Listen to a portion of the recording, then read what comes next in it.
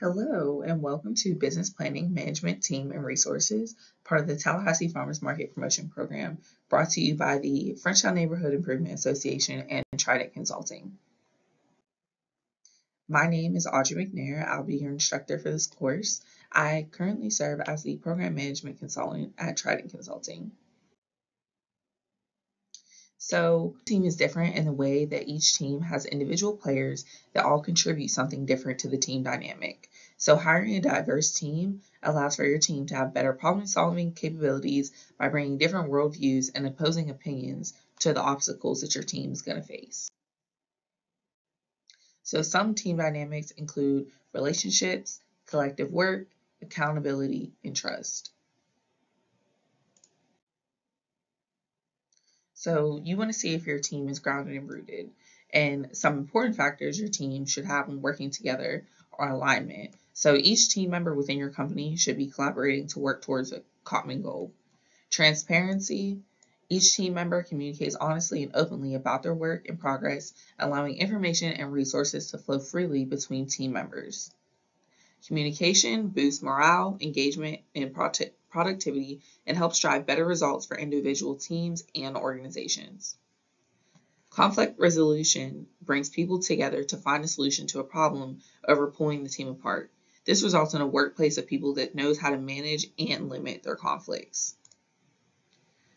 As employees understand the standards for their work, they will be more willing to reach out for help when needed and the team will become more capable.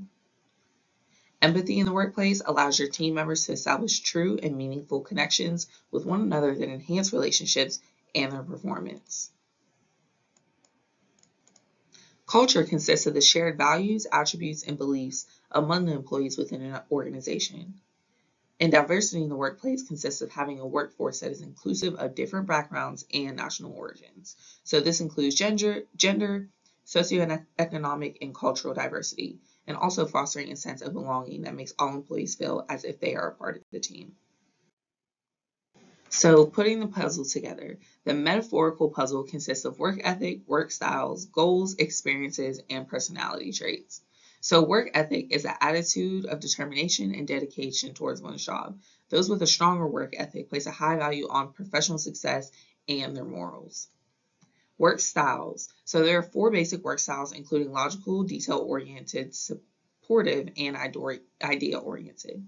So logical work style can be seen as drivers or doers. So they're able to analyze and tackle problems head on. Detail-oriented work style employees are strategic and organized. They supply a sense of order and stability to your team. Supportive employees typically have a more emotionally oriented work style and is deeply expressive and supportive, which allows them to build relationships and bring teams together in harmony. So they typically really do value collaboration. And idea-oriented employees are skilled at creating a vision and inspiring others to believe in that vision. So they really thrive on the endless risks and possibilities and are great at turning obstacles into opportunities. So team goals help to align and direct the efforts of the team as a whole towards a common purpose, ensuring that each team member is working together effectively. An employee experience in the workplace is majorly based off 5 factors, including work-life balance, clear career path, workplace culture, access to learning opportunities, and sense of belonging in the workplace. Personality attributes also play an important role in determining job performance, relationships with colleagues, and overall work environment. Being able to understand and identify personality attributes in the workplace is essential for creating a positive and productive work environment. So when running a business, you want to make sure that you have some best practices for compliance. So you want to enforce the written policies and procedures of the company at all times. Remain consistent when enforcing those policies to make sure that all employees are treated the same and are held to the same standard. Use precedents and treat policies and workplace laws as important. Utilize risk management strategies to minimize risks faced within the business.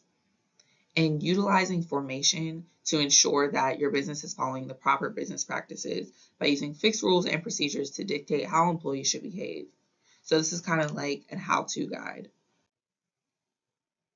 So there are There are some employment law considerations, and this isn't a representation of all employment laws, but there are some. Some are more known than others. So this would be race, ADA, color, Title VII, FEHA, CFRA, genetic information, disability, family leave, sexual discrimination, marital status, and reasonable accommodations. So some of the ones that we haven't heard of, I will go over.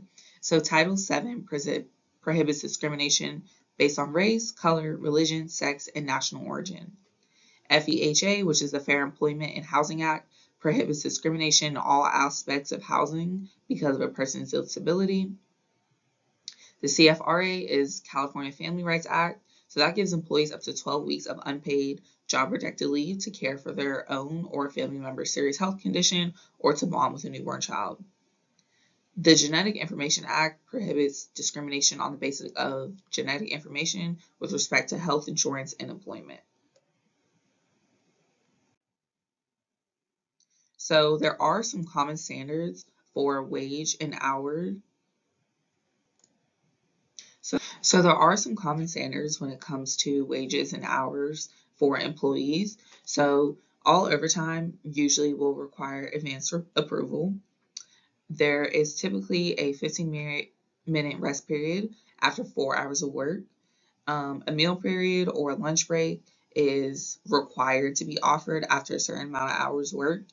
This is dependent on your company or your business, but legally, employees should be offered a lunch period if they're working 6 hours or more.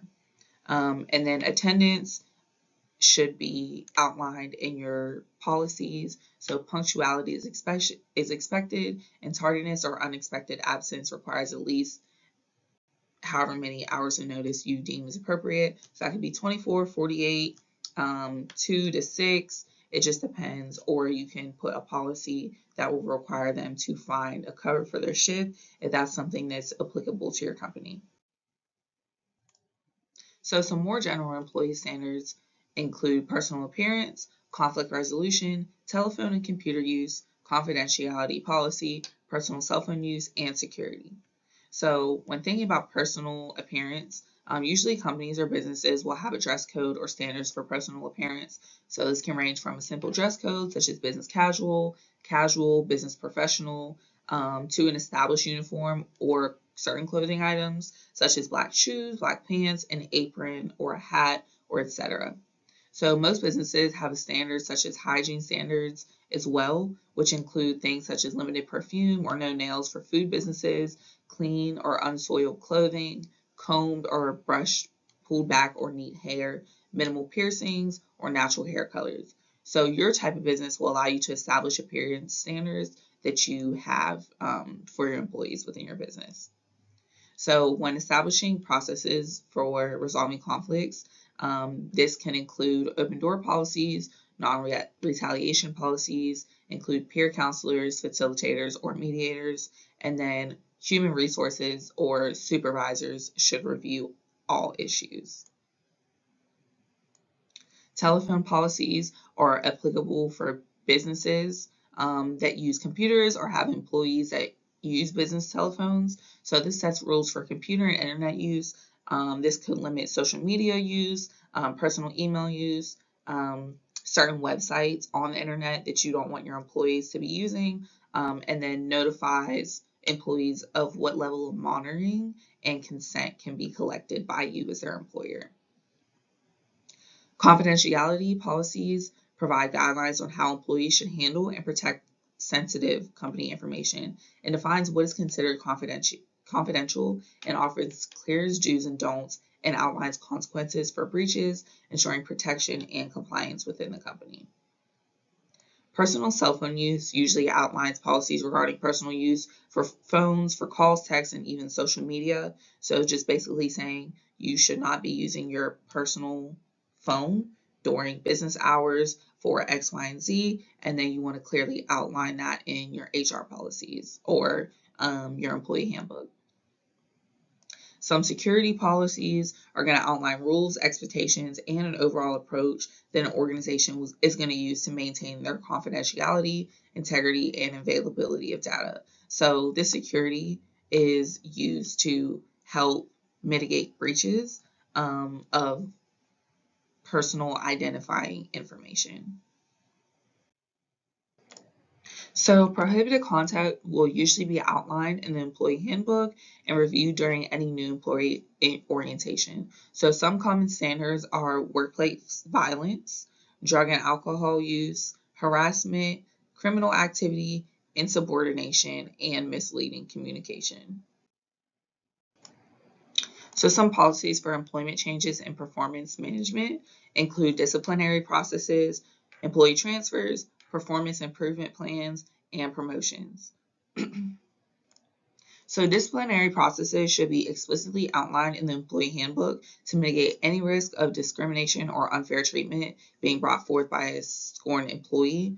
So these processes will need to be strictly adhered to across the board for each employee without any favoritism being shown towards one employee over another. If your company is big enough to transfer employees to different locations, there should be policies outlined in the handbook on what that looks like from an employee standpoint. Performance improvement should be implemented to help employees execute their jobs better. So this can include anything from helping them to develop new skills with new programs or certifications, to giving feedback on their work, or offering coaching and support through mentorship. And then employees may be eligible for promotion and should be promoted on merit only, ensuring fairness and transparency. If you're selling a product, vendor management is going to be extremely important to the operations of your business.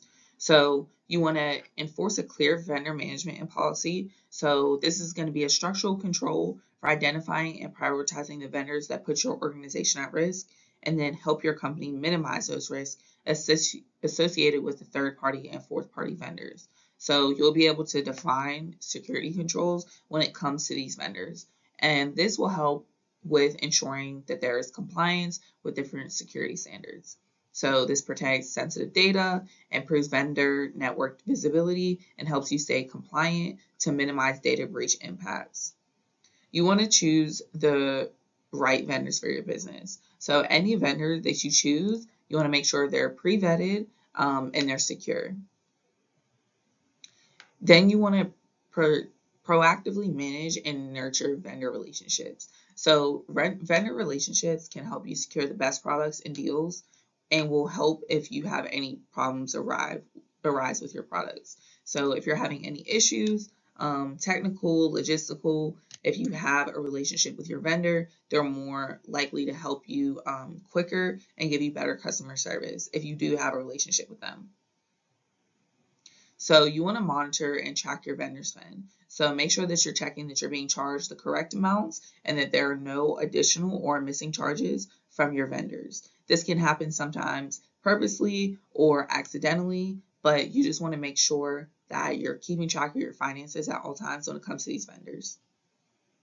And then you want to measure vendor performance. So determine if the vendor is a right fit for you by continuously tracking performance, and evaluating the kinds of products, maybe shipping times or costs, and then compare your current vendors to other vendors that you will do research on to see that you are getting the best deal and the best bang for your buck. So thank you for joining me for Business Management Best Practices and your willingness to learn and commitment to your relationship with your business. My name is Audrey McNair. If you have any questions, comments, or concerns, you can visit us at www.trident.org or email me at amcnair@trident.org.